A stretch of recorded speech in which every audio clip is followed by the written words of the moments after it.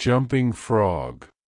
Well, this year Smiley had rat terriers, and chicken cocks, and tomcats and all of them kind of things, till you couldn't rest, and you couldn't fetch nothing for him to bet on but he'd match you. He catched a frog one day, and took him home, and said he cal'lated to educate him, and so he never done nothing for 3 months but set in his backyard and learn that frog to jump. And you bet you he did learn him, too. He'd give him a little punch behind, and the next minute you'd see that frog whirling in the air like a donut, see him turn one somerset, or maybe a couple, if he got a good start, and come down flat-footed and all right, like a cat.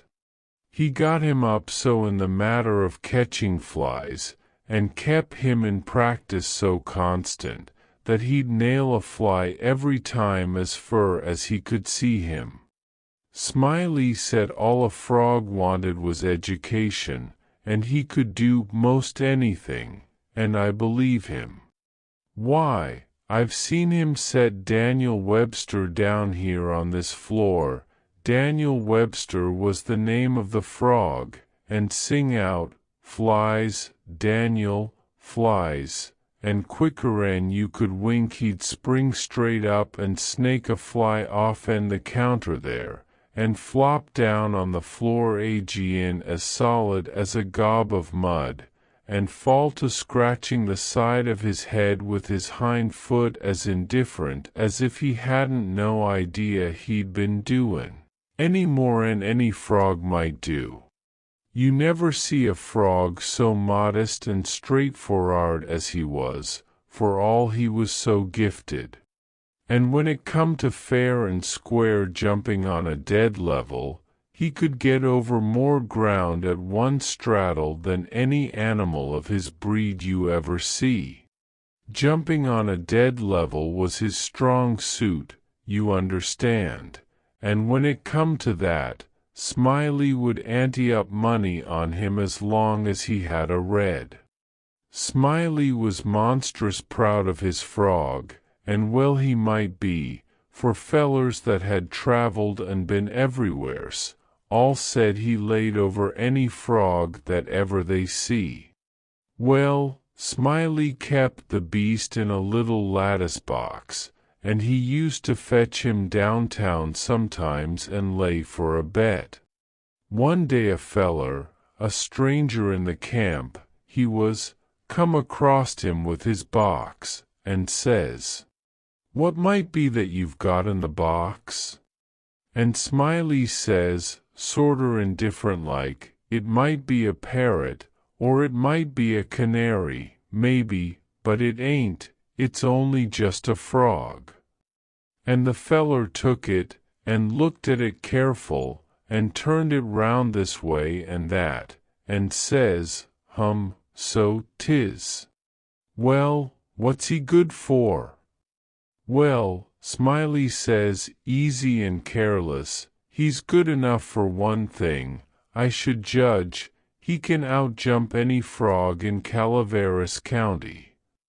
The feller took the box again, and took another long, particular look, and give it back to Smiley, and says, very deliberate, "Well," he says, "I don't see no pints about that frog that's any better'n any other frog."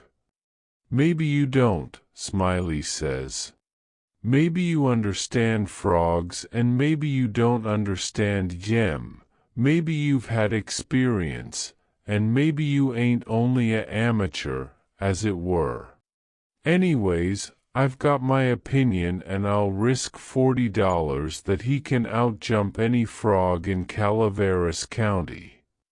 And the feller studied a minute, and then says, kinder sad-like, "Well, I'm only a stranger here, and I ain't got no frog, but if I had a frog, I'd bet you." And then Smiley says, that's all right, if you'll hold my box a minute, I'll go and get you a frog." And so the feller took the box, and put up his $40 along with Smiley's, and set down to wait.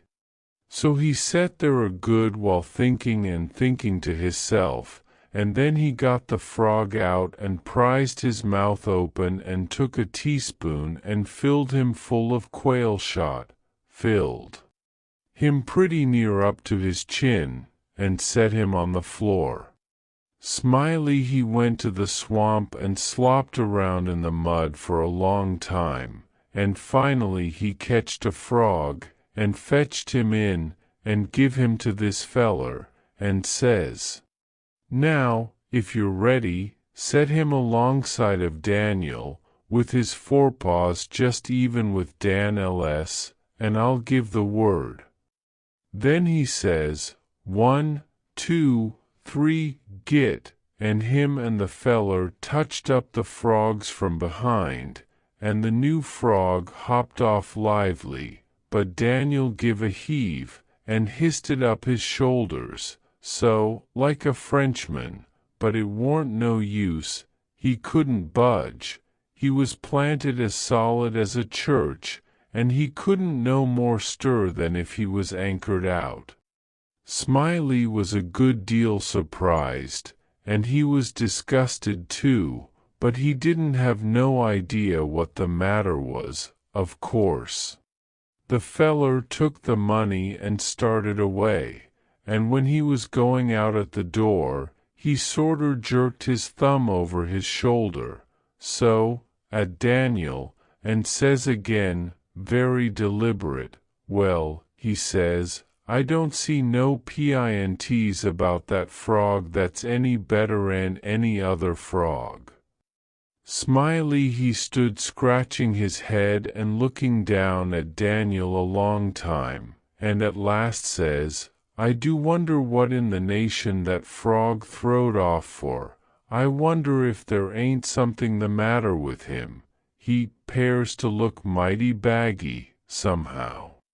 And he catched Daniel up by the nape of the neck, and hefted him, and says, "Why blame my cats if he don't weigh 5 pounds, and turned him upside down and he belched out a double handful of shot.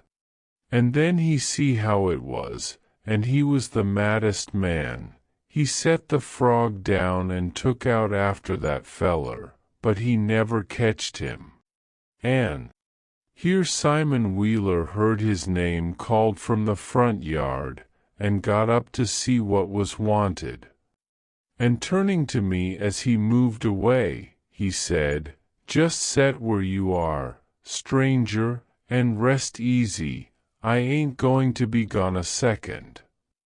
But, by your leave, I did not think that a continuation of the history of the enterprising vagabond Jim Smiley would be likely to afford me much information concerning the Reverend Leonidas W. Smiley, and so I started away.